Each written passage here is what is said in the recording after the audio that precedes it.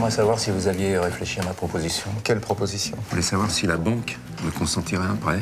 Et après 17 ans de service, vous ignorez toujours que nous n'accordons aucun prêt aux particuliers. C'est une sorte d'intuition, voilà, qu'on a eue il y a 2 ans, qui s'est révélée une intuition, puisqu'au départ c'est juste un choix de raconter une histoire. On est tombé un jour dans un déjeuner de banque, un banquier nous a invités, on a vu qu'il y avait des salles à manger dans ces banques avec des gros clients privés comme ça, et on a vu un maître d'hôtel, et quand il rentrait dans la pièce, les conversations s'arrêtaient. On s'est dit que c'est assez intéressant ce personnage qui est au cœur du secret et qui en même temps n'y a pas accès. Et on parle des comportements des gens vis-à-vis de l'argent, que ce soit des grandes classes, petites classes, classes moyennes, et c'est révélateur des caractères. Et donc les gens s'y retrouvent, les gens s'amusent avec ce film parce qu'il est écrit par Muntz et Bitton, des auteurs confirmés dans la comédie, et qui aiment parler de tout ce qui tourne autour des sous et de l'argent. On a mené une enquête très nourrie sur le milieu de la banque, de la finance, des hedge funds, etc. Et à mesure qu'on progressait, on sentait que la formation d'un nuage inquiétant, menaçant, et à mesure qu'on avançait, nos inquiétudes se confirmaient. Et la crise était imminente. Tous les interlocuteurs qu'on avait le disaient, mais personne ne pensait qu'elle serait aussi violente, cette crise. Il y a même une réplique dans le film qu'on avait mise, que Laurent Gamelon cite, et qui dit à un moment donné... Quel crash? Quoi, quel crash? Il paraît qu'à New York, les mecs, ils jettent par la fenêtre. Et alors, qu'est-ce qu'on a à foutre, toi, t'habites au rez-de-chaussée?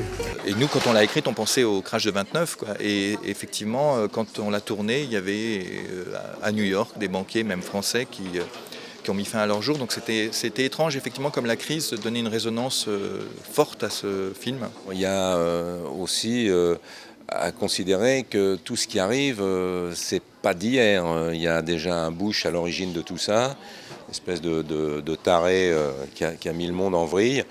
Et puis, il y a aussi les grands empereurs de la finance qui sont déconcertants de par leur manque, d'initiative intelligente, quoi. Un Madoff, c'est lamentable, quoi. C'est des mecs qui ont trahi leur famille, leur communauté, leurs clients, pour faire encore plus de profit, s'amuser à faire du profit. C'est tout à fait révélateur de l'époque et de la crise actuelle. Bon, évidemment, je crois que les gens découvrent aussi en même temps peut-être le milieu des banques d'affaires. Il y a aussi les traders, ces Golden Boys, cette génération de crétins qui se sont pris pour des héros à coups de téléphone et de main en l'air, et qui ont ruiné leurs clients, quoi. Donc tout ça est très méprisable.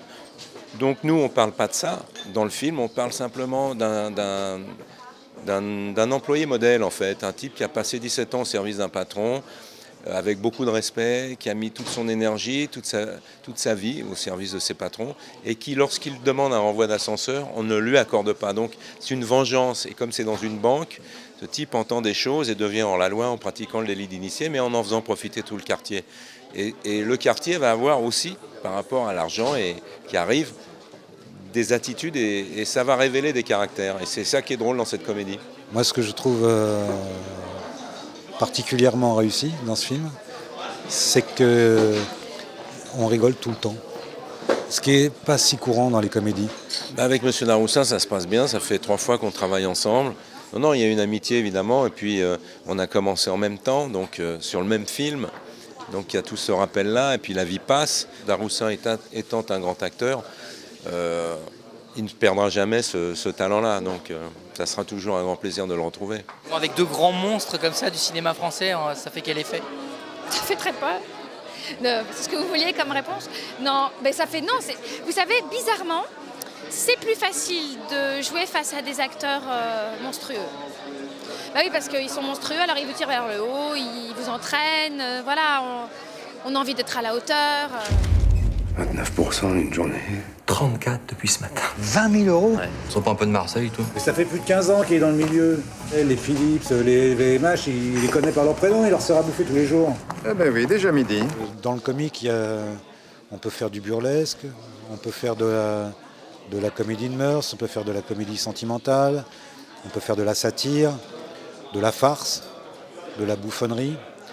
Souvent, ce qui est présenté au public, c'est beaucoup de farce. Et puis là, c'est effectivement un travail sur la comédie en général, et qui est un travail beaucoup plus riche, enfin en tous les cas plus éclectique, plus approfondi, qui a les moments et grossiers et fin. Enfin, moi, je trouve que c'est un divertissement formidable. C'est un très bon film. C'est vraiment très heureux de travailler sur des films écrits et des films pensés, quoi. Où rien n'est à critiquer, en dehors du fait qu'on puisse ne pas aimer, bien sûr. Mais tout est super imbriqué, les scènes les unes dans les autres, les dialogues, tout est pensé intelligemment. C'est ça l'émotion qu'on a aujourd'hui, c'est pourvu que les gens continuent à aimer le genre de cinéma que font Jaoui, Bakri avec Le goût des autres, ça c'est la même chose. La vérité si je mens, pareil, en parlant d'un autre univers. La comédie maligne et intelligente. Ça devient trop dangereux, là. Tout le quartier est au courant. Tu rigoles, tu vas pas tuer la poule aux œufs d'or. On va le niquer grave. C'est toujours mieux quand c'est votre argent qui travaille plutôt que vous.